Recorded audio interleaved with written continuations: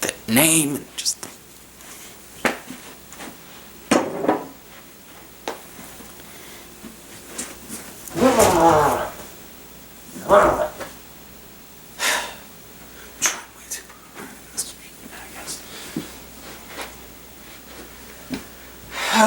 For the love of God. Why do I do these things? Hello again, fellow YouTubers. Solomon Pleasant here, and we get to look at Dragonic Overlord the Rebirth. Cause it's not like Overlord isn't enough in this clan already. Seriously though, anyone who wants to sign a petition for changing the name of Kagero to the clan of Dragonic Overlord and pretty much calling it the Dragonic Overlord clan, please comment below and give this video a like stating you would like to do so. Because I feel like it would be more suiting. Given the fact that that's all that Bushiroad gives for Kagero anyway. Anywho, let's look at the Rebirth because you know, I guess Overlord was too good enough to have the reverse. You couldn't call it the reverse. You had to call it the Rebirth. I hate you sometimes, Bushiroad. I really do. Let's look at its skills. It's got the cross-ride ability of, hey, when I have Dragonic Overlord, so the normal one nobody uses or the break ride, either one works.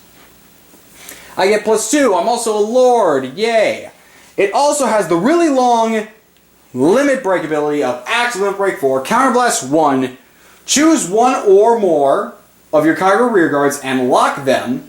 If the number of locked cards you have is 5 or more, this unit gets a break ride power +10, and the auto ability of on Vanguard, choose 2 Kagero from your hand, discard them. At the end of the battle that this unit attacked a Vanguard, you may pay the cost. If you do, stand this unit. This ability cannot be used for the rest of the turn. And it also has the contingency of, even if you do not pay the cost, the ability cannot be used for the rest of the turn. So, use the ability or lose it.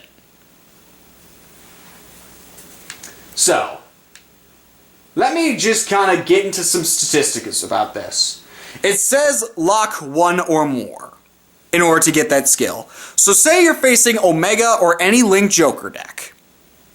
What this says is, the instant Link Joker starts locking your things, all I need to do is Counterblast 1 and lock everything else, and I can pretty much just get off that skill.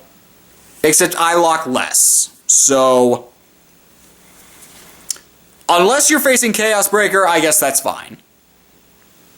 So say you're facing like Nebula or Omega, just be like, hey, Counterblast. And I got everything now. So there's that. So I guess that's a very interesting advantage. Now, despite my hate for this card, I've seen it in play, I've tested it. It's not bad. It's actually really good. I'm not gonna... Cancel! Do you mind for 1 minute? There you go. It's Overlord. Bushiroad knows how to make Overlord cards, except the problem is they don't know when to stop. Digress. It's a good card. Combine it with the Overlord break ride, because you know Overlord totally needed his own break ride.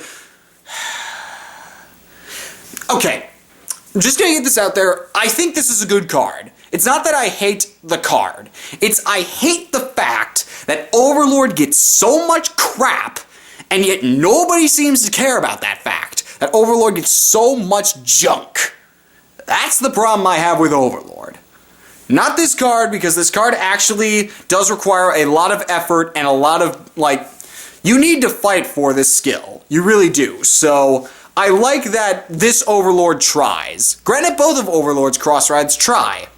It's just that Bushiroad decides, hey, let's keep giving Overlord stuff even after he's already dead. That's the part I don't like. Only reason I don't like this is because it's a cross ride to Overlord. Would it kill you, Bushiroad, to lay off Overlord for one season? We're on season 5 right now and I haven't seen a Kagura Overlord. I dare you, Bushiroad. I dare you. Go an entire season without giving Overlord without referencing Overlord at all. Go one season. Come on. I dare you to go one season without acknowledging Dragonic Overlord. I dare you. Okay, this is turning into a rant video. This is really good. It really is. You combined it with any type of brake riding Kagura, which both brake rides state that you can stand back up. This thing is a tower and will beat stick you like crazy. And if you run nothing but crit, that's even worse because it will keep everything and wait until you die or run out of guard. The only way to permanently stop this thing is to survive its first assault and then kill it that turn. You can survive it once, maybe twice, depending on what type of deck you run, because certain decks probably will have more hand to block this than others. It's really just about how much you have to survive this. If you do not have enough to survive this, you might as well just call GG because you will die from this. Someone will get a crit, and you will burn. Horribly. Granted, this Overlord doesn't take out as many rear guards. It's pretty much how this one works is I attack a rear guard. I stand without any crits I might have gotten. I attack you. I stand with any crits I may have gotten. I attack you again. It attacks 3 times, so that's pretty awesome. The fact that it can attack 3 I don't know any other card that can attack 3 times in the same turn. I don't know of any. If you'd love to mention one, that'd be amazing. It really irritates me that it's called the Rebirth and not the Reverse. It would have been really interesting to call it the Reverse, because that way I would at least accept it as a Reverse. But nope, I had to call it the Rebirth. So, really just the nitpicks are with the name, and the fact that it's association. It itself as a card, it's a pretty good card. I have to say that. It definitely makes it past the middle area because it's really good. On its own, it still is very valid because, again, I get to stand myself. Even without the brake ride, I can still punch you and hurt you hard. It's better than Ethics Buster. It really is. So, cancel. Anywho, this has been Solemn Pleasant, and next time we will rank these guys from worst to best. Yay. This has been Solemn Pleasant, signing off.